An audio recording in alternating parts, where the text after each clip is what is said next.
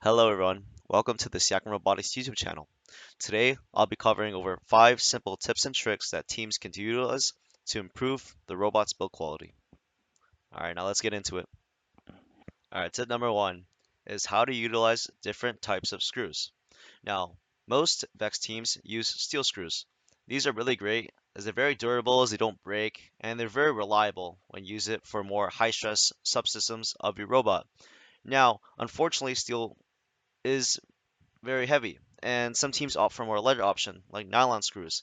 These plastic screws are really great as it's very versatile, being able to be used in parts that don't take a whole lot of force, reducing the overall weight of your robot.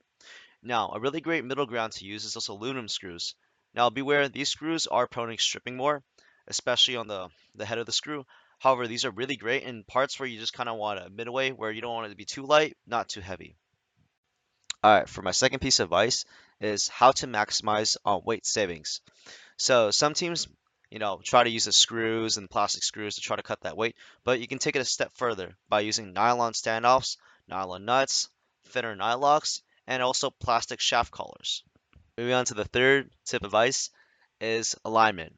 Now, to achieve really great alignment, and the reason why it matters so much is that for some parts of your robot where you want it to be very accurate, let's say you got a intake and you don't want any sort of slight errors or movement as it could reduce or cause friction, right? We use types of flats like bearing flats, right? And use them in all various sorts of spots, cutting them up using the one posted ones, or using them in every part that you want something to be squared. All right, for my fourth piece of advice is to use the plastic inserts for other purposes. Now, what this means is that plastic inserts can be used more than just a screw joint on a drivetrain chassis.